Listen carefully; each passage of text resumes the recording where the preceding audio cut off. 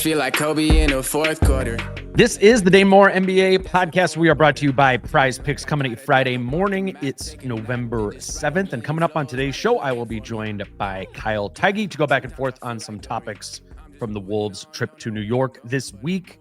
Kyle and I each made a list of 3 things or themes from the week that we want to get to. I know my list includes some numbers and thoughts on the rebounding, the three-point shooting, and then playing against Cat. That still is a jarring sort of thing when it happens. So I thought we'd talk about that a little bit too. I don't know what Kyle's list is, so we'll see what his list includes, and we'll get into that as well. Quickly, before we get started, I did want to let you know that this episode is brought to you by Prize Picks, and I have some picks from the Wolves Jazz matchup tonight. I focused on rebounding for this one. As you'll see, that's a theme of this pod, but I think it'll be a theme of this Wolves Jazz game. Give me Kyle Filipowski for the Jazz to have more than 5 rebounds, and also give me Anthony Edwards to have more than 5.5 rebounds in this one. I feel like Ant always ramps up the rebounding when that topic is hammered home in practice, as I would imagine it was yesterday. So Filipowski more than 5 rebounds, Edwards more than 5.5 rebounds. Then I also like Keontae George to have more than 19.5 points in this game. There is always something going on over at Prize Picks. As a reminder, how it works: to put together a lineup at Prize Picks, all you need to do is put 2 or more picks in your lineup to win. If you don't yet have a Prize Picks account, all you got to do is put in the promo code DANE. When you sign up, you will receive $50 in lineups when you play your first $5 lineup. That's prizepicks.com or the Prize Picks app using promo code DANE when you create your account. All right, 5 things from the Wolves trip to New York with Kyle Teige coming up next. Let's go.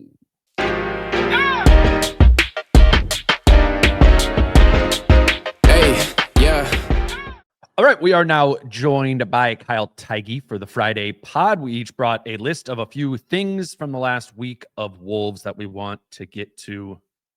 Hi, Kyle. What's up? How's it going, man? Happy Friday. You're a little lower energy than Halloween last Friday. Did we do a pod last Friday? I can see you. Was that me? Okay. Yeah, no, it's another fall. It was payday today, so I'm just in a good mood and it's vibing, and because it's the cup. Like I said last week, get your cup on, and then I wore a cup on my face, it looked like. But tonight's the real deal. Minnesota Timberwolves, game 1, I think, of their cup run, and it'll determine if you and I spend Christmas in Las Vegas or not, which sounds both extremely fun and extremely terrible. So Wolves Jazz tonight. But before that, I think, as we're doing now, we're basically becoming a audio newsletter of what did we miss this week. So this is your Friday.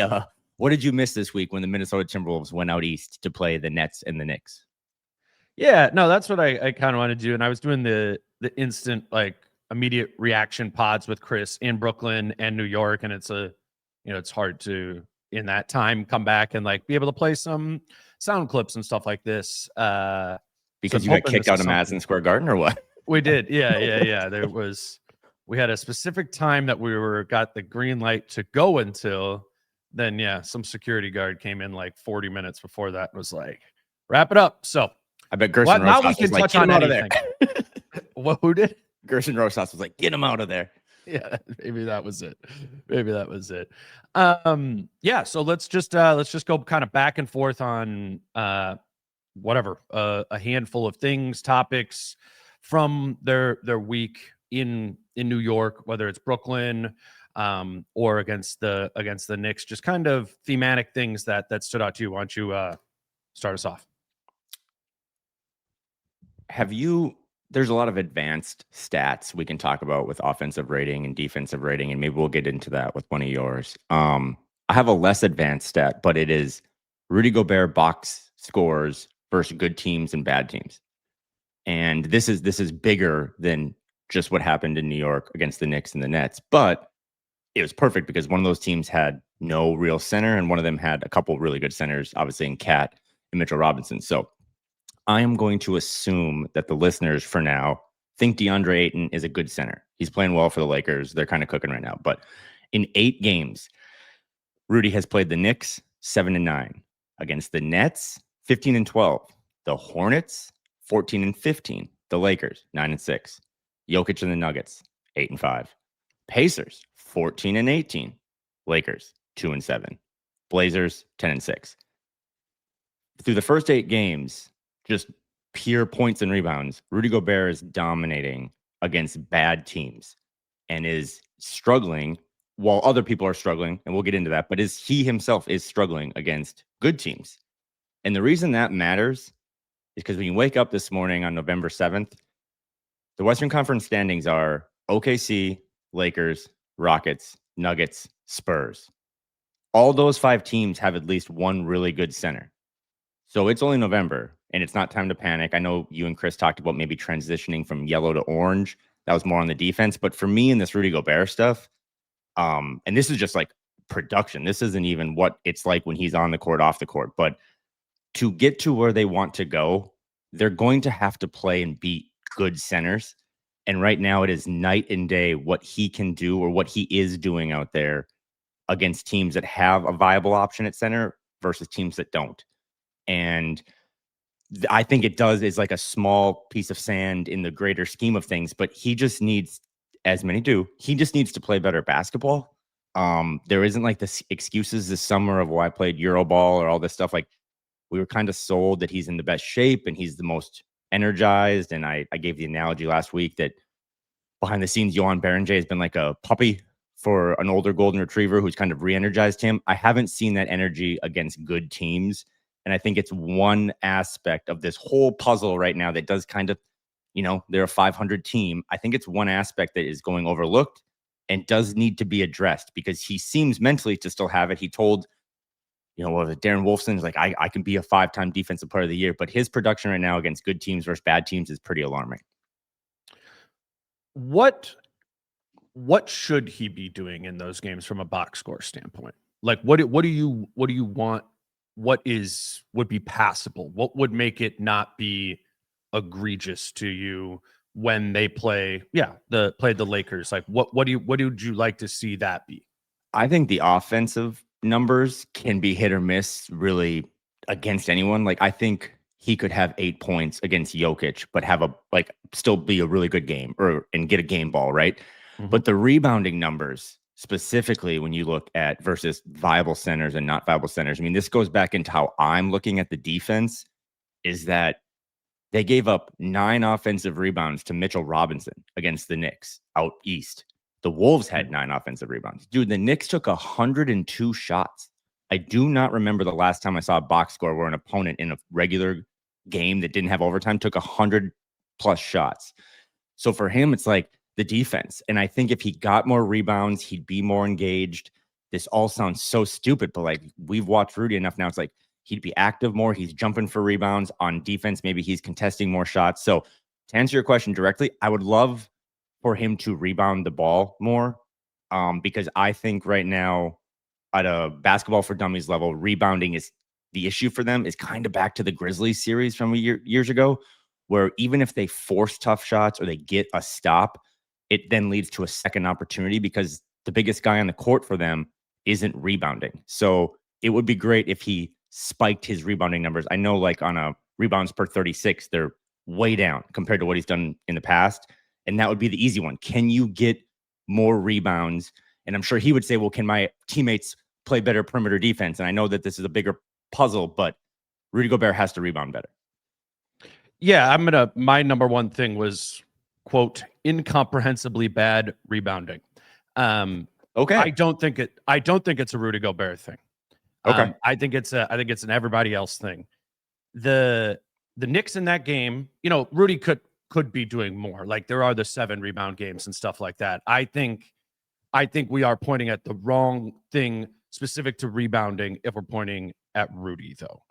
The Knicks grabbed 4 offensive rebounds on 49% of their missed shots. Ridiculous, right? As you laid out there, that's how you end up taking more than 100 shots in the game.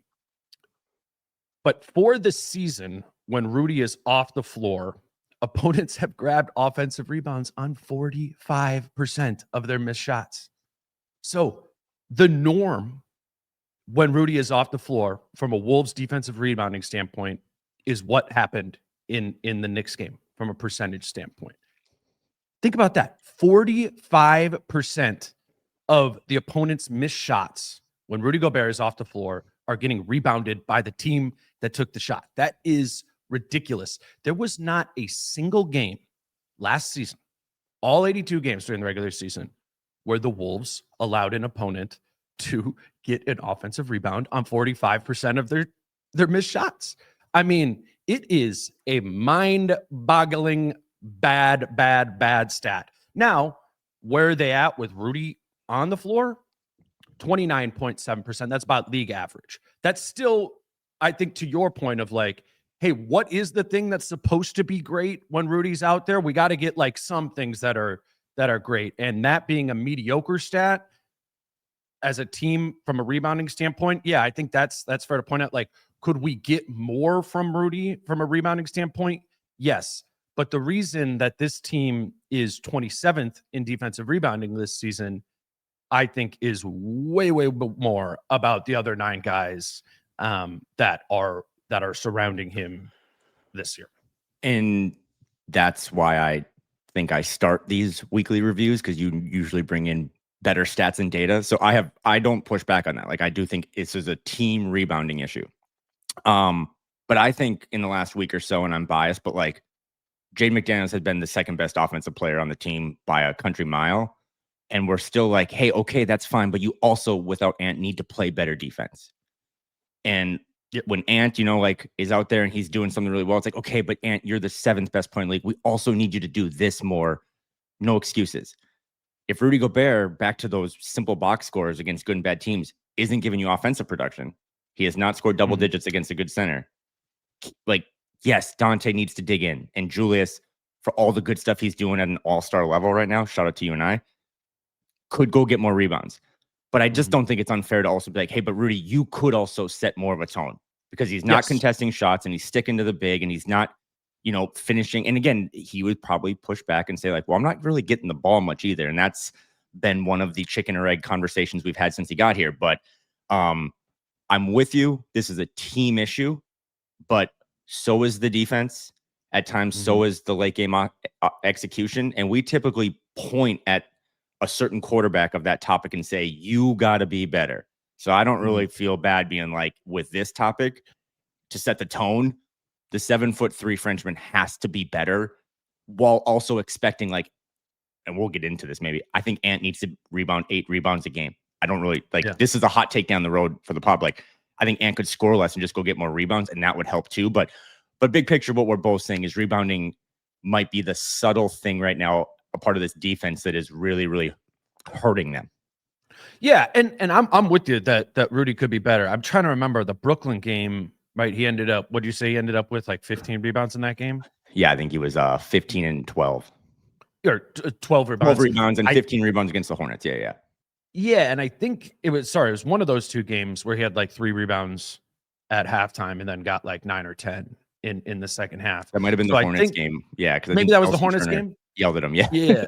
Yeah. So that's I think, to your point of like, I think we've seen dialed up degrees from Rudy over the course of the year. For sure. That's a good point. And I think it's fair for us to be calling out why are there these times that it is dialed down and you're not getting production from him, from scoring, rebounding, whatever standpoint. Because if the reason is he's not getting passed to, like, boo-hoo, that's not what this is. You got Julius Randle, Anthony Edwards on your team, Dante DiVincenzo, the rest of your team shooting like crazy from 3. Like, that's not Rudy's job, is to like need to get fed a la Kendrick Perkins on the first play of the game. I also feel like when Ant has been out there, which is the first 2 games, and the third game is actually passing to Rudy a lot.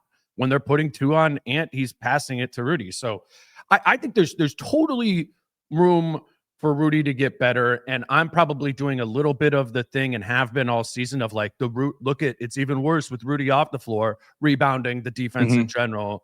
But I think I take your point of, well, mediocre when Rudy's out there isn't okay either from a rebounding defense, whatever standpoint. We know the main thing is when Naz and when Naz and Julius are out there in the front court, that's where this team is bleeding all over the place defensively. But it's not like it's thriving with Rudy Gobert out there. And the energy of this podcast, I think, is just a good old film session, right? Like I don't think Rudy Gobert is all of the problems, but he could fix some of them, just like Chris Finch or Jaden and all that stuff. But I think I have graduated this week or recently from this idea of like, well, if he doesn't touch like you just said, boohoo, he doesn't touch the ball offensively, is he going to be engaged defensively? Because like the head coach of this team was pretty vocal in the last couple of years that Jaden McDaniels was the fifth option on the court. And it was never an excuse of like, well, then he doesn't have to try hard on defense. Like they were basically saying like, yeah, you might get some scraps, but on the other side, like you better play all NBA defense. And it's like that same energy probably just needs to apply now to an older player who has done everything else in his career, but like win a title.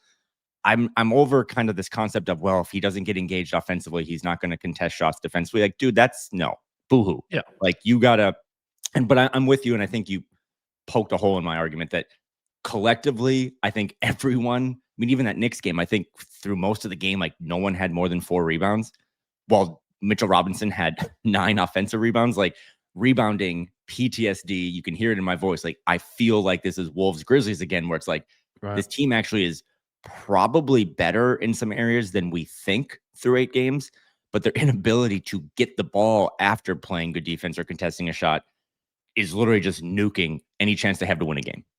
Yeah, and like the defensive or the rebounding thing seems to be the thing that can, is up for debate of like, can it improve with the personnel that they have? If you look at when Rudy's off the floor, like they're fouling a ton. Okay, like I think we know that group with Rudy out there can figure out, with Rudy not out there, can figure out how to foul a little bit less. Like they're through the roof in their foul rate.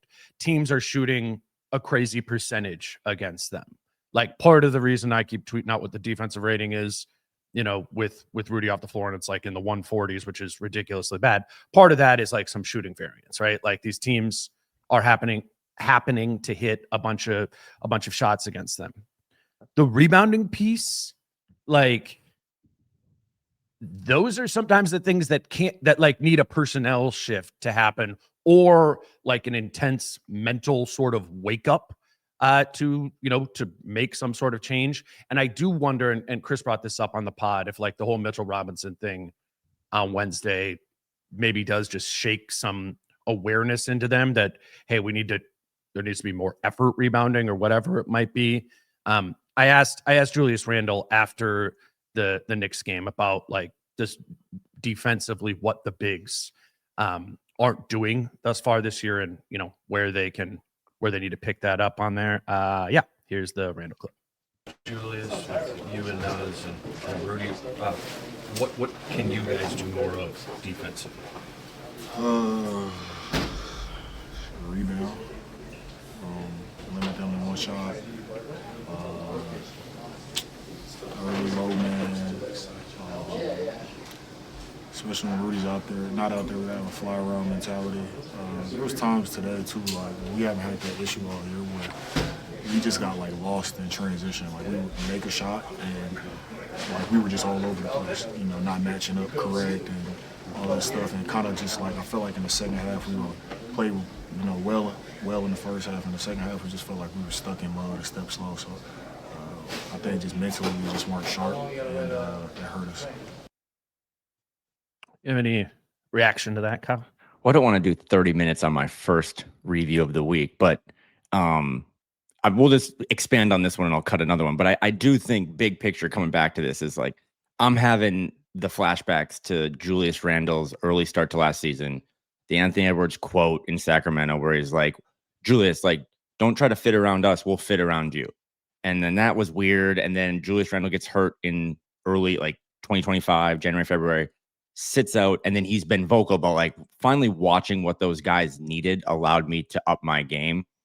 And I'm kind of thinking about your prediction from October when it's like, maybe Ant's going to score less points this season. And I'm just coming around to the idea of maybe what's best for this team is for him to kind of do the Julius Randle, fill various holes. And I would imagine one of your takes from New York is that the offense, like I think the offense is good right now, and it could be way better, but like, I don't know what, like 10th in offensive rating this morning. I think to solve this rebounding problem, maybe even for the short term, maybe like they don't need Ant to go supernova all the time. Like Jaden McDaniels' leap offensively is real. and Dante stock up right now. Maybe Ant, if he just had 8 rebounds a game, would solve some of this stuff. He can do it. But I think that would be one area where it's like, okay, did he learn by sitting out for 4 or 5 games? We kind of suck at rebounding. And to the personnel thing, half the rotation right now is dudes shorter than you. It's Dante, it's Mike, it's Rob, it's Jalen Clark. Like personnel wise, unless they crack the glass and bring in Baby Baguette, like the other tall Frenchman, half the rotation is like 6'4" and smaller. So like rebounding is probably going to be in it. They don't have Kyle Anderson to come off the bench. You know what I mean? Like, and then the Naz Reid thing is kind of its own stuff right now as the only real big coming off the bench. So yeah, I think Ant could help some of this stuff and just maybe take less of an onus offensively, knowing Julius and Jaden and all the people can keep that buoyed. But rebounding to me is what's making the defensive rating, all this stuff so bad, is because they're just giving up multiple opportunities. And you see this in any basketball game. If a team gets a second opportunity, it's usually like rebound, kick out. That's the most practice type 3 you get, right? Like that's why these teams are converting at such a high level. So they have to fix the rebounding. Let's grab our first break, and we'll be back with Kyle for a few more takeaways from the Wolves week in New York. Today's show is brought to you by Falling Knife Brewing Company, and we would love it if when you are driving around Minneapolis this weekend, if you swung by Falling Knife to pick up some Second Apron. Second Apron is the beer we collaborated with Falling Knife on this season. It's got my little salary cap spreadsheets on the can along with the podcast logo. It's a very cool can. If you ask me, the best place to pick them up, like I said, is in the tap room. But if you can't get out to Falling Knife this weekend, Second Apron should also be in your local liquor store if you live in and or around Minneapolis. It's a great way to support us and Falling Knife, and the beer is good. If you're a beer guy, you're going to like Falling Knife's beer, whether it is Second Apron or their other staple craft brews that they have. And also get out to Falling Knife for a game. The games are always on at Falling Knife on the projection screens, and the sound is on. This weekend, the Wolves play on both Friday and Sunday. And then next weekend, they play Friday and Saturday night. Get out to Falling Knife Brewing Company for one of those games. That's Falling Knife Brewing Company in Northeast Minneapolis. All right, we are back with Kyle Teige. Kyle, let's keep moving through. We did some Rudy. We did some rebounding. What is another thing from the Wolves week in New York that you would like to get to? I thought we were going to snake draft. You're putting me on the spot. I can go. I'll no, go. You go, because mine is you go. My second thing is the Wolves are the highest volume 3-point shooting team that has made more than 40% of their threes this season. And I think that plays into maybe the offense is good, sort of thing. Like we don't need to have massive concerns about, reacclimation process with Ant. Julius is obviously playing so well. I think the shooting being as good as it is, and seeming relatively sustainable, I think that allows us to focus, or if you're Finch, to focus, in practice and in your messaging on the defensive side of the floor, because offensively, it seems like this team is in a pretty good place. Looked it up. We're recording this on Friday morning, and the Wolves, garbage time removed, are shooting 41.9% from three. They're 17th in the NBA in 3-point volume, and the only team that has made more threes at a higher rate than them is Houston at 42.0, so barely ahead of them. But Houston is last in the league in 3-point volume. So you have a very potent Wolves 3-point shooting team right now. The other two teams in the league that are over 40% as we record this are Chicago and Philadelphia, but they're both lower in volume than the Wolves as well. So, I think that's been a really big thing for this team, and I think it's really been like shepherded by Dante DiVincenzo, who over the last 3 games has made 16 threes on 36 attempts of, we're talking 12 3-point attempts a night. He's kind of driving the volume up and also hitting them, at a really high clip. I asked Dante in New York about just kind of the 3-point volume of this team and his individually. I feel like that balances for you guys between three-point accuracy and volume for you guys. Open looks. If they're open, you gotta let them fly. You can't turn them down. Everybody on the team can shoot the ball, so can't turn down open looks. I think that's just the message. When you're open, let it fly. If you not make the right read, and get somebody else a great shot. And I think that's there's a volume thing, but you just don't want to take just a million threes just to take them. When they're good looks, you can get them up and in the flow of our offense. And like I said, everybody can shoot it. The speed of you're releasing it so quickly on your threes. Does it feel like you don't need much space to make it a good shot for you? No, I've always felt that way. The most confidence in my jump shot, whether I make, if I miss 4 or 5 in a row, I don't care. The next one's going in, and that comes from my teammates and my coaches. They encourage me to keep letting it fly because they know that as soon as I see one go in, after that it's one after another. So Kyle, 16 for 36 from 3 over his last 3 games. I was just going through the box score with him. 3+ made threes in every game this season, other than that opening night in Portland. I know that was our first image of Donte DiVincenzo, and it was in the shadow of making the starting lineup change. But I don't know, at least since last time you and I talked, the arrow on Donte DiVincenzo is up, up, up, and so is the Wolves' 3-point volume in turn, and their 3-point accuracy as well. I'm almost crying. Remember in October when I was like, that's a stock I would buy. I just think Donte DiVincenzo is going to have a big year. I still don't always love the role, right? And I actually will pivot that take into one of my second ones, but he's been awesome. And this version of him is the version that Tim Conley and that front office held out for last summer when they were trying to do the cat trade. And they're like, we're not going to do the cat for Randall and a pick. We want, as they deemed it or whatever, the prize of the trade. And now to have him playing like that. And again, I know they lost to the Knicks and they got basically stomped out of Madison Square Garden, just like you and Chris did. But to have that Donte and this Julius, and then potentially this backup center that might one day be the starting center, we are only about a year and a month away from this crazy trade. And it's right now, even though they're 4-4, the dividends from that are paying off so well. And I think the Donte stuff has just been, it is kind of crazy because you literally said that it's extended further than that.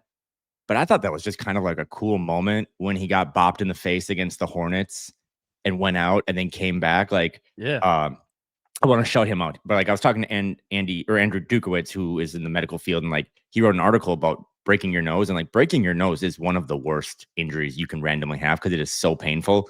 And for him to come back and then just guys who wear masks, it does mess you up, your vision and your kind of peripherals and stuff. And for him to just be this masked crusader now running around Gotham is fantastic. So I never know with guys like that, right, who shoot 30-footers, but he's shooting them at such a well clip. I mean, he's not Steph Curry, but I'm always just blown away that they can consistently do it. But he, to me, when you talk to him, and it was in your clip too, he just ekes or leaks confidence, and shooting for him is a confidence thing. And he is probably the most confident player on the team right now. Like you said, your shot is so quick. Do you need much time? And he's like, nah, bro, I'm good. That was the best quote Donte has given in the last year. And they weren't always great quotes. So I don't know if he can keep it up, but him being able to do this right now, I'm glad you said that you don't worry about the offense, because that was a note that I had. I didn't have the data. I just watching it, offensive rating, all stuff, was like, hey, if they're the 10th best offense in the league without number 5, I'm pretty sure they're not going to fall to 14th or 15th, because that could be correctable. So I see a team that wakes up this morning before their first cup game, 10th in the league in offense, basically, and will just find better ways to use their best offensive player. And that's a sign of real hope to me. And I don't know if you disagree, but I just see the offensive numbers going even higher, even if Donte comes back a little bit. I mean, I think Jaden might be shooting 48% from 3. That will probably come back a little bit too. But then you're going to add the best shooting 3-pointer from, or best 3-point shooter from last season in Ants. So I'm very, very bullish on the offense, and I would imagine they don't spend a lot of time doing film sessions with that part of the game. Well, and it's so much about what the threes you're taking are, and how good your shooters are to be able to make those threes or not. And I thought, that Knicks game is going to go down as like a big disappointment and they lose by, 20 plus points or whatever. But I think if the offense like makes a turn and this team makes a turn and they start, rattling some stuff off, and it's because the offense looks like it's thriving, I am going to point back to that first quarter against the Knicks. And to me, that was kind of like my aha moment of like, oh, okay, this is what this team's offense is supposed to look like. It's like one dribble, try and take your guy, dent the defense. And if you can't, swinging it right away to a guy who can like get the defense leaning and go, break it down, which causes the help to come over. And then when the help comes over and you're kind of playing like a more of a spread floor look, then you just kick it out, right? And that's why what I want to see specific with Donte DiVincenzo and specifically like with the 3-point shooting is being like super intentional about keeping Donte DiVincenzo one pass away from I saw it. and Julius. Yep. Right? Like, and you can't always decide like we're going right here. It's not like football where we're like, you're running off of the right tackle. You have to kind of like read the defense. But what you can do is be super intentional about Donte always being, the right tackle or the left tackle. You know what I'm saying? And as you start going that direction and they have to help, if it's Donte, that is a 3 every single time if they help. And if they don't help, the alternative is Ant with an open lane against one guy or Julius Randle with an open lane against one guy. Give me all of that. That's a good offense. You know what I'm saying? And I know, and Rudy like sometimes then gets in the way of that. And we remember that from last season. I actually think Rudy's doing a pretty good job of like reading when he's under the basket in the dunker spot. Okay, like Ant or Julius are coming here. I'm sliding out to like deeper into the dunker spot on the opposite side of the floor. Like that can be their base offense if they actually move the ball, do so quickly. Like Finch called it like textbook ball movement first half of like getting off of it, and then they stopped. I think if they're doing that, Donte DiVincenzo is taking quick catch and shoot looks, like they can punish help defense all day. Like they should be able to do that. And Ant and Julius, given what Julius is doing, are guys you have to bring help defense on 100% of the time. So teams can kind of pick their poison, right? Like, do you want your poison to be Ant or Julius, or do you want it to be like decently open catch and shoot threes for these guys? And that will affect the volume game to game. But I see a team offensively that can do both of those things. And I don't see, even we point to past seasons a lot of the times with the defense of like, oh, they used to be better at this, they used to be better at that. Well, this team offensively doesn't have a Kyle Anderson sitting in the corner, like some sort of issue there. I think they've started to iron out some of their how to incorporate Rudy issues, which was another offensive issue that they've had from like a spacing standpoint. When this team doesn't hold the ball and they move it, and there is spacing, that is fine. It is when they hold the ball that they have spacing issues. They got, as Donte said in that clip, they got plenty of shooting. This team's got plenty of shooting around Ant and Julius, and I think that's the path, because teams got to, choose your own adventure there. You want Donte to shoot 12 threes, or you want Julius to cook you in isolation? Like that's tough. I think that'll be tough as they fine tune that over time. The Donte one pass away take that you had that is really good is this team's version of the read option. You know what I mean? Like it really is. It's like, okay, pick your poison on this. Like if you send a second person in this, pick and roll to Ant or to Julius or whatever, it's like Donte DiVincenzo right now, and the NBA trends up and down. But like right now, he's one of the 3 or 4 best shooters in the league at high volume. So like, good luck. And back to the confidence thing, when he's shooting it like this, watch him drive, because he drives with more confidence and more ego. Like he drives like the Sam Cassell big balls dance, and he feels more confident throwing those. I mean, he does. I know he's Italian, but he speaks a little French in terms of getting Rudy involved. When he is able to cut, he has no problem finding Rudy in that when he does kind of set that high pick and then rolls to the basket and two guys go to Dante, he finds that pocket pass and is like, okay, Rudy, free throw line extended. Now you got to figure out what to do with it. And sometimes Rudy does kick it back out, but his confidence right now is at an all-time high, Dante's, since he got here. And again, like you wake up today and they're the 10th best offense in the league. And I only think that number goes up because I'm pretty bullish on like, okay, I think the Jaden stuff can continue. And maybe we talk about that, or you're bringing back your best offensive player. And then the Julius stuff is, I mean, that I don't even know if there's a way for that to go back down. Like, I only think that's going to go up even more because he's playing quite possibly his best basketball of his whole 12-year career. So huge bounce back for Dante DiVincenzo compared to what you saw in the playoffs, right? Because this is like night and day for what you saw in that OKC series and stuff. He just seems confident. He's letting it fly, and that's a huge weapon for this team. Give me your second thing. Dante DiVincenzo's killing it in the starting lineup. And because he's in the starting lineup, gone are the days of like 8 starters. Like, there's a chance this team right now, what did I learn in New York before Ant got back, that this team has like 4 starters. And I'll never forget when you and I did like a trade deadline pod, and I was like, hey, maybe they don't need to make a trade last year because they're one of the 4 deepest teams in the West. And some people scoffed at me, and then I was right. And now all of a sudden you look back again and like all this depth that we were promised or we promoted or whatever, where is it? Obviously Terrence Shannon Jr. against the Knicks was out with a toe injury, but he has had an abysmal start to the season. Jalen Clark is for now a one-way player. I think his confidence will allow him to find his shot. But in that Nets game, man, like he was airballing threes and going 0 for 2 from the free throw line. They haven't really gotten enough. I think Rob has actually played pretty well. Like in terms of if you had to point an arrow up or down, I think the Rob Dillingham arrow is going up. But Rob, Mike, Nas, who I think is the focal point of all this, and I have another thing on Nas later, but like they're just getting very little from their bench. And last year, if you remember, we all kind of hated the starting lineup. We did a lot of pods about it, but you felt refreshed when you saw at the same time go to the scorers table Dante, Nas, and Nikhil. It was like a hockey sub. They're like, okay, here come the Bash brothers, and like the offense is going to pick up.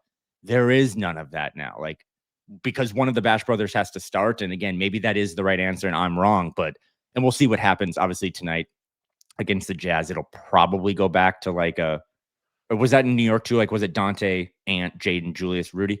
Right. That was the starting lineup against the Knicks. So that'll probably be the starting lineup. Are you saying you would like a different starting lineup? No, I'm saying I would like anyone on the bench to be good.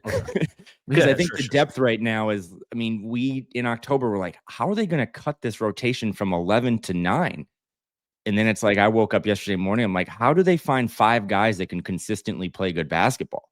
And again, I think that's just like a small sample size trend thing. I think you could see multiple of these guys come back, but I'm watching Atlanta Hawks games and they don't have Trae Young right now, but like the Nikhil stuff, which they could not afford. He got such a massive contract. This is second apron 101, but they really miss Nikhil. And I think internally, the guy that was going to lead the charge of the 3 young pups to replace most of what Nikhil does is Terrence. And I think then it was Rob and Jalen.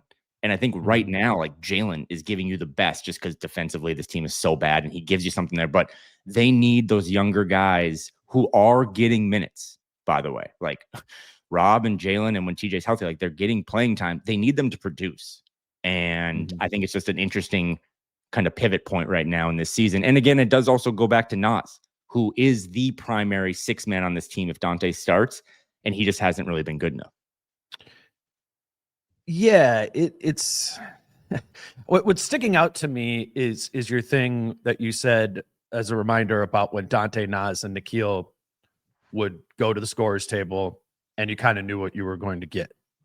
And when subs check in to games for the Wolves, I don't really know what they're going to get. I don't really know what style of play they want to lean into in that time. Like when you talk about the non-Rudy minutes, like what did the non-Rudy minutes look like last year? It was Nas at the 5, Randall at the 4, Nikhil, DiVincenzo, and then, maybe like Mike or Ant were out there with them. You knew how that group played. And so I guess my glass half full on that would be, okay, Ant's back now. the team is healthy, and I don't know about the Shannon injury, but I wouldn't assume that's something that keeps him out for a while. So now we're about to settle into this is what this team is at full strength. Finch has got to kind of try out a few different things. Like my question with the depth is not only like, where did it go? I guess it isn't that, because I kind of know where it went, but it's like, what is it going to be? What do you want it to be, Finch? Who do you want to be playing, and what do you want it to be stylistically? Not just like, oh, I'm trying to get Rob his 14 minutes a night here. Oh, I'm trying to get Jalen Clark out here because nobody else is playing defense. Oh, I'm trying to get Terrence Shannon Jr. out here because theoretically he makes us play transition offense. It doesn't, you know what I'm saying? It feels like he's putting out like one thing, trying to get the five to do it, rather than like knowing what the identity is of that second group. That was a positive externality of the 8 starters, to your point, was very scripted and structured of who was on the floor at which times, but you knew how they were supposed to play when this group was on, and you knew how they were supposed to play when this group was on. And I think that's a good thing to highlight, of like, they don't seem to know what that is right now. You have anything else to touch on that, or we can grab another break? We can go to a break. All right, we'll grab another break back here with Kyle for, one more 15, 20-minute segment. Today's show is brought to you by Storyworth Memoirs. We're excited to have Storyworth back as a holiday season gift option for you.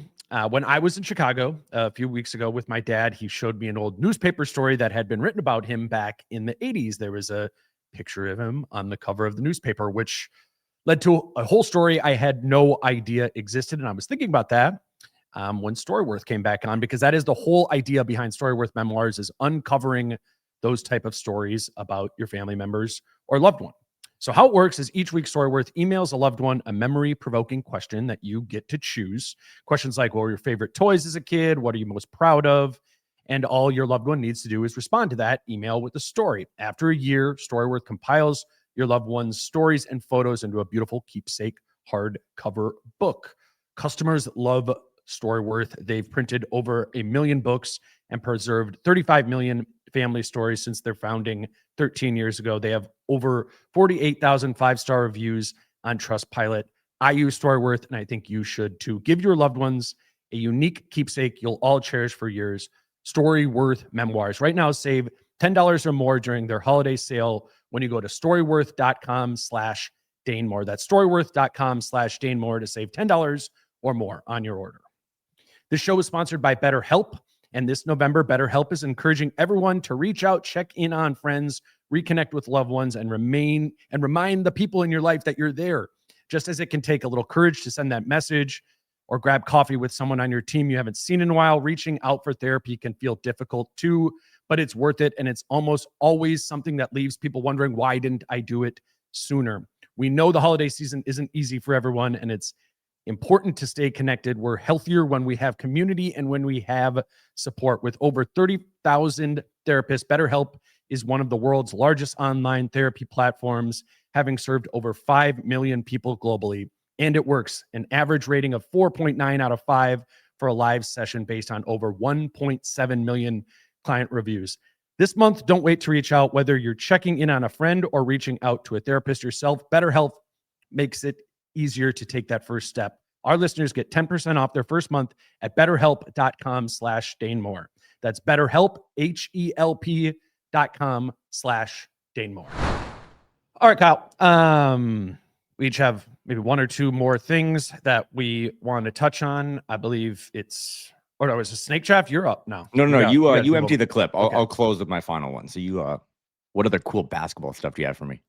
This isn't cool basketball. I just wrote down, good to see old friend Karl Anthony Towns. I went over to the Knicks locker room after the game too, and as you do, you ask Kat about the trade a year later, and here's Kat. I'm still stunned. I mean, it's still stunned. It's just, it's weird. we feel more like a Knick now after what we went through last year to get to where we went to, the heights we went to. But it's weird when you see that Timberwolves jersey, especially them fire black ones that y'all got, and not being able to see Towns on the back it's a weird feeling. But I love those guys. I know the locker room to death, and would do anything for them if it wasn't about basketball. What was it like for you watching Carl? I mean, this is so, put a pin in this, Cam and Cooper. He will return to Minnesota. He will sign, whether it be a 1-year deal or whatever. Like, he will follow the Kevin Garnett path of being an older vet on this team with, I don't know, maybe Rob Dillingham's child or something that will be the starting point guard of this team. But like, he's going to come back because you can hear it in his voice. I know he kind of talks about still being stunned, even though it's been a year. And it's one of the most fascinating trades ever, right? Because not only the timing of it a year ago, but then how it was talked about for a year, and then both teams kind of won the deal, right? But also, too, like I was watching one of the guys from like Knicks film room or whatever, they still miss Julius and Dante. And in Minnesota, like they still miss Karl-Anthony Towns. But both teams are playing really good basketball or have the guys that they acquired playing at a high level. So I think anytime these two teams play, as long as Carl's on the Knicks and Julius and Dante are on the Wolves, it's going to be like weird, but like in an emotionally kind of fun way. But yeah, dude, I would imagine that Karl-Anthony Towns struggled to not see the cool, bring back of the black jerseys with the trees and be like, man, I would have loved to be part of that. So that is, as you said, not really cool basketball stuff. But on my end, I think it's actually cooler. Like, I think it's way cooler than basketball, and that's what I wanted to close with later. But he misses it, man. Like, he spent a lot of time here, and I think he helped kind of, he didn't maybe furnish the place, but he definitely helped build it from the ground up, from a team that was a fucking dumpster fire. And I think it was cool that you went in there and you and John and everyone else got to talk to him, because his love for Minnesota is, in a state that gets a lot of the flyover country stuff, and athletes typically come here and then go off to better, greener pastures like Kevin Love did or whatever, or Andrew Wiggins. For him to be like, I miss it, you don't really hear that from a lot of guys. And I just think Midwesterners love that stuff. I know I do. So we also had to ask Ant about Cat dunking on him. Here's Ant. Oh, Jesus. Man, he dunked on me today, man. I ain't jumped, though, but nah, he bagged me down. I mean, he's strong as hell, and he's 7 feet tall. So I stood him up for like 5 seconds. At that point, somebody got to come help me. I'm 6'3", 6'4", he's 7 feet. I need some help at some point. That's a great quote, because it's cute, and it also highlights how bad the defense is. Right. Like, I stood him up for 5 seconds. Rudy and Jaden were out on the court. Where the hell were you guys? So that kind of sums up Wolves Knicks. Way to go. Yeah. No, I don't have anything really. I just wanted to play those clips on Cat, and it's I'm not gonna play this clip, but I think it's interesting. I talked to Carl a little bit about it in the locker room afterwards, of like, when you've played on a team, like, and then you play against them, do you know? Like, do you know what they're trying to get to? Like, how much of a advantage is that? He goes, so I'll tell you, I know Nas's whole package, like that, everything that he's doing. I'm pretty sure they just, Cat referenced like that horns sort of thing. He's like, that horns release. Like, yeah, I know exactly what's going on there. They just have Nas do, what I do there, which I don't know. I wonder if like Dante, well, no, it's a different coach for Dante and Julius, but yeah, it's it will always be, fun to play them. But yeah, the Knicks have, what is it? 2 games where the Knicks they played them 3 times. The Knicks have beat the Wolves pretty bad 2 of the 3 times. And then the Wolves won the 1, but Carl didn't play in that game. Is that right? Last year? Yeah, they had kind of I still have a bad taste in my mouth about how they laid down the red carpet. Not the production team or the basketball ops team or whatever, but the team themselves last year when Carl returned. It was like, oh, Carl, this is your building. You just cook us and embarrass us. That was not a great look for the Timberwolves. But no, I mean, if you peruse Knicks Twitter, we have a couple mutual Knicks fans in our lives. Like, I don't know, man, they beat the shit out of the Wolves the other night, and they still, that fan base and that media community was like, man, Julius and Dante, we miss those guys. I mean, even like on the Dante side, both teams probably need all of it, right? We talked about all the ways that the Wolves could use, Carl, like in addition to Julius and Dante. And of course, like the Knicks could use another like great isolation scorer off of Jalen Brunson, like Julius Randle, or another floor spacer like Dante DiVincenzo. That's the thing, is like you are trading skill sets and leaving yourself deficient at another one. But yeah, it's an interesting trade, and both teams are fine, but yeah. But also too, like in the internet world in 2025, everyone has to win or lose. And that's what we do with these trades all the time in any sport. Like immediately a trade happens and then Bleacher Report has 500 words on who won the trade. And it's like, this is a rare one because both teams, I mean, the Knicks are very happy with what they got.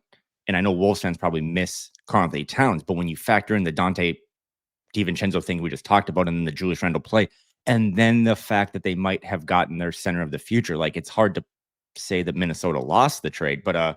But I will say, just watching the game, Cat ran a high pick and roll, popped, got a 3, quick release, Dante DiVincenzo style. I was like, I missed that.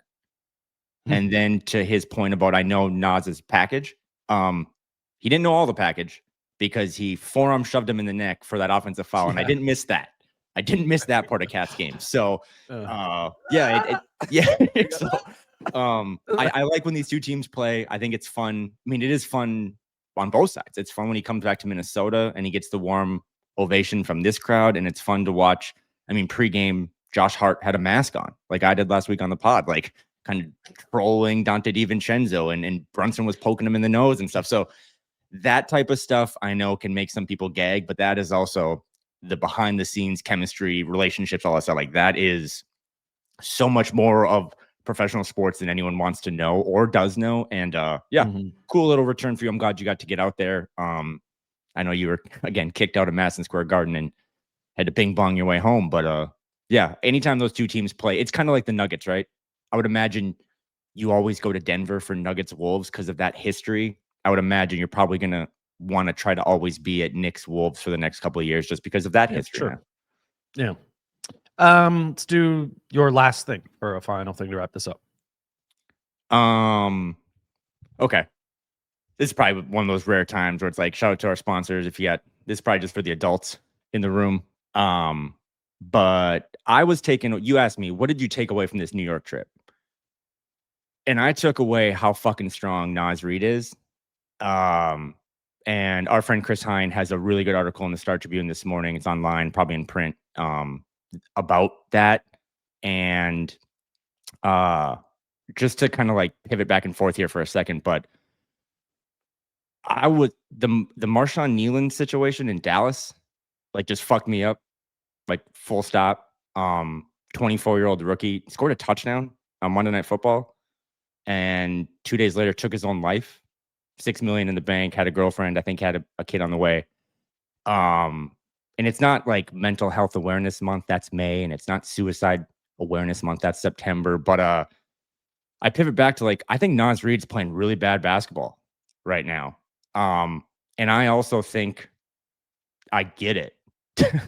Like his sister was murdered less than 2 months ago, and he had to early in the season go back home. And I think it was good for him to be around his family.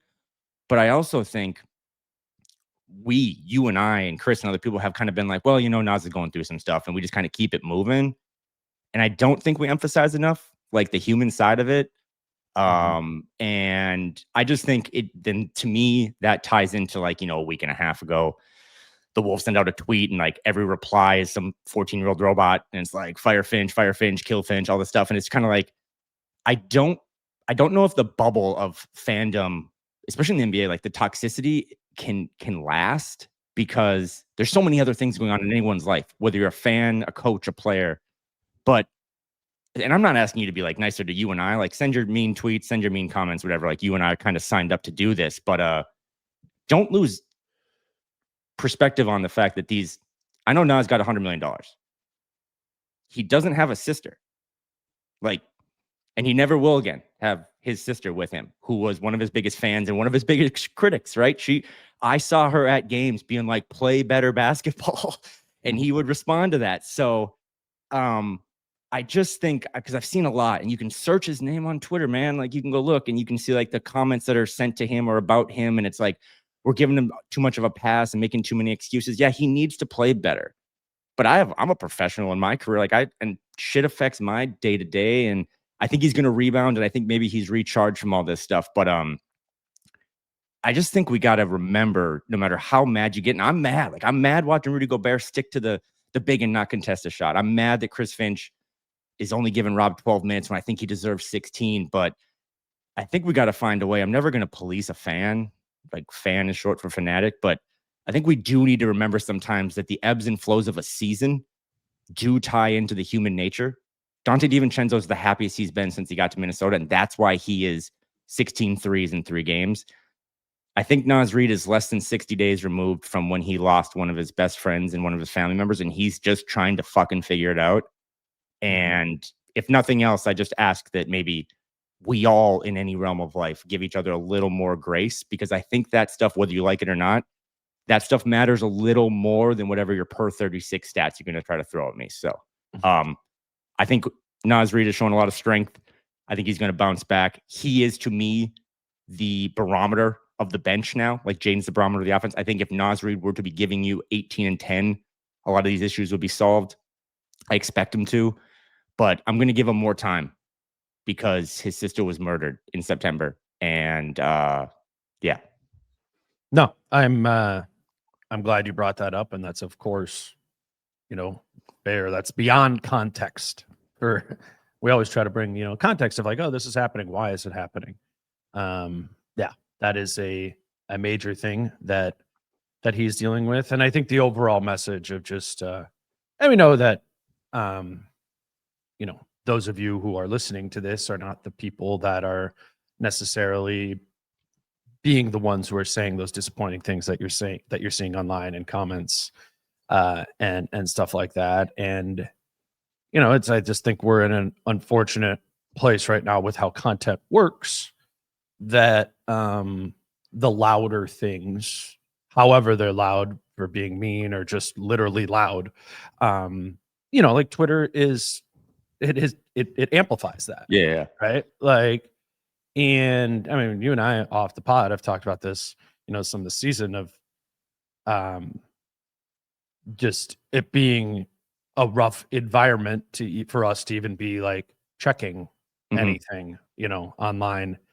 And so I would just say to anybody else who is like struggling with that, and maybe it's affecting your Wolves watching experience, to like remember that what you might be seeing online, or somebody who's paid for a blue check mark or something like that, so their stuff is amplified, that is not an accurate representation of like even Wolves Twitter, and the Wolves fan base, and what they're, and what's actually going on.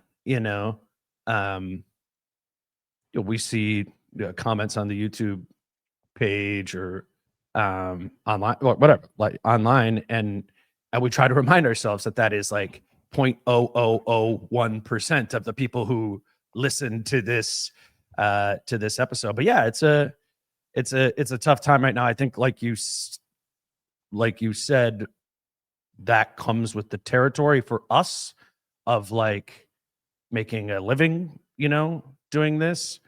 And I'm willing to roll with that because of that reason. But I do feel for the people who are maybe nostalgic for how their Wolves watching experience was different, maybe 3, 4, 5 years ago, and online did not feel like it did right now. So I don't know. It is kind of like one of those things where the only real answer I see is putting some like machinery in yourself to either not look at it or contextualize that, because 17 people want Chris Finch fired, or whoever, Rob Dillingham, to never play or to play all the time or whatever. I've gotten a lot of texts of like, Wolves Twitter is a mess right now. It's a dark place right now. And I said, get your ass off the For You tab. Like, and that's what the For You tab is. You don't have to use it. You don't have to use it. And people are probably wondering, like, why are you guys doing so much on this? That tweet I referenced, where they tweeted out the Timberwolves account, their new floor and the jerseys. I think it was for AE2 night, which shout out to you for getting me a shirt. And all the comments that were in there, I didn't really know about that until one of the top team officials texted me and was like, what the fuck is this all about? And what that signaled to me is that those things, whether you like it or not, and the amplification, it is getting to these people. And not to bring Carl back into the mix, but Carl Anthony Towns was always, and I love him, but he was always one of the best at being like, I'm not really online, when it's like, you are so online. And these guys, when you go into the locker room before a game, after a game, they're on their phones. And they probably have burner account, like they see all the nasty shit that gets said about them. And, you know, for me, I am not a victim in any of this stuff at all. But I just don't watch games live anymore because the temptation to then at a timeout or whatever, look at my phone and look at Twitter is bad. And I think it affects, you know, okay, they gave up an 8-0 run against the Hornets in a game that they won and they covered well, right? It's like, but I have this flashing image of like everyone losing their mind during the 8-0 run. So now I just kind of watch them on my own. And that was the machinery that you helped me install in my Iron Man little body. So again, it's a little bit of a rant, and we're talking about like such different things here, what Nas is going through, but I just couldn't help, but I didn't watch the game on Monday live because I just wanted to watch Monday Night Football with my buddy. And we watched this kid, 24 years old, score a touchdown on Monday Night Football. And then 2 days later, he shot and killed himself.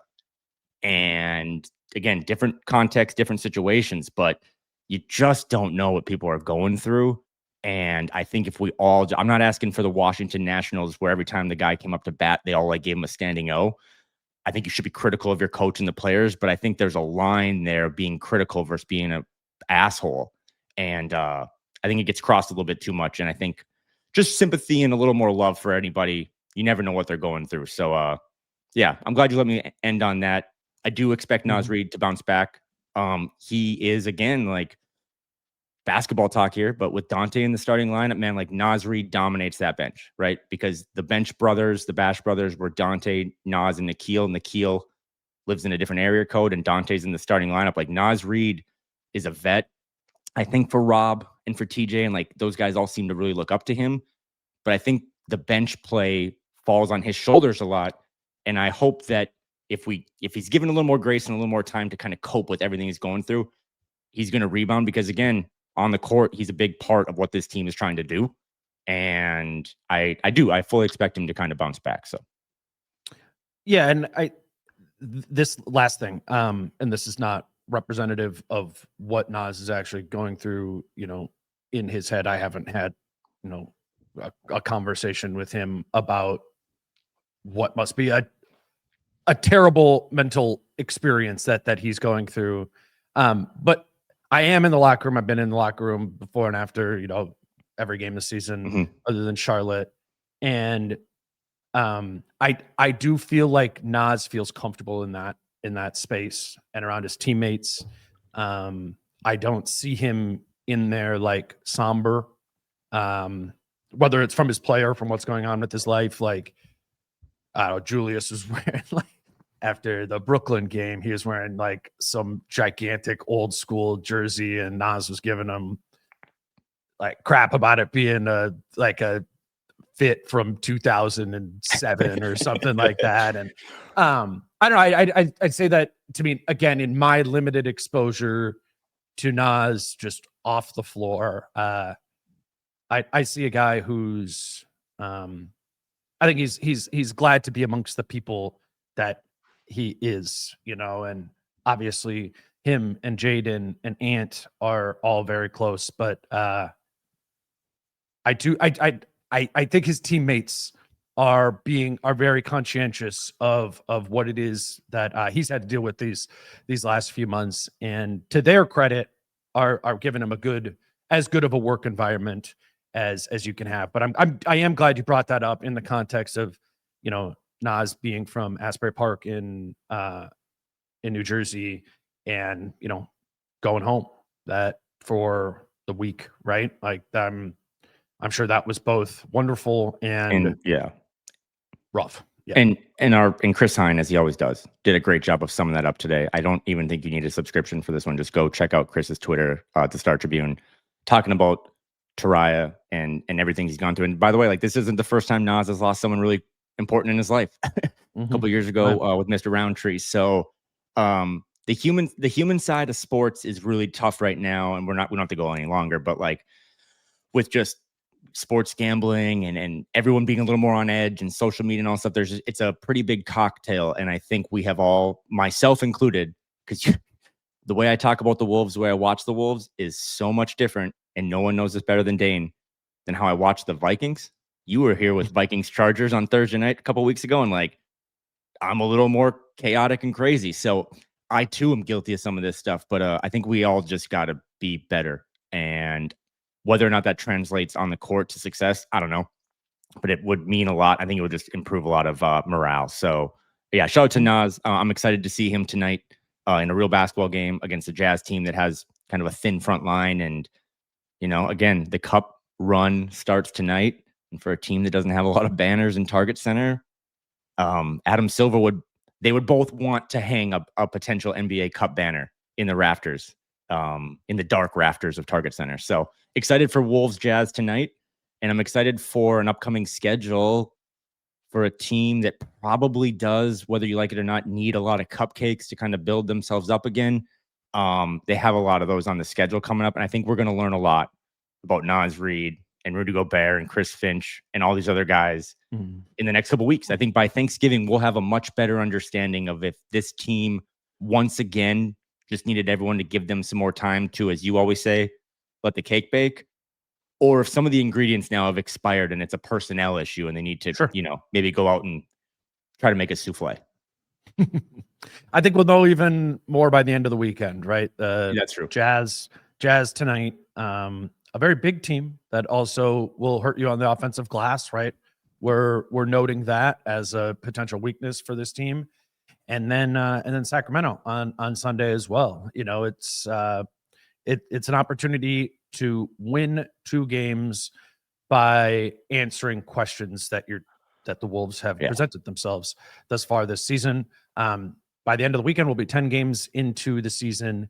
And Jace and I will break that down on Monday morning. We'll have both the Jazz and the Kings game to discuss, and that will be the next episode. I'll be back in town. We'll be back at a higher volume of shows next week, and then next weekend we'll have Kyle back in town as well for the back-to-back on Friday and Saturday. But I appreciate you doing this here, and look forward to. Yeah, I don't know if it'll be the next episode we do. We'll be back here in person in the studio. Sweet. Thanks for doing it. Have a good weekend, everyone. Go Vikings. And I'll see you in town next weekend. Awesome. Until Monday with Jace Frederick. He's Kyle. I'm Dane. Peace out. How I'm feeling, man, I hope it never stop, yeah. Green and hot so you can find me in the crowd, yeah. Don't let standards ever bring you down, yeah. Hope you dancing like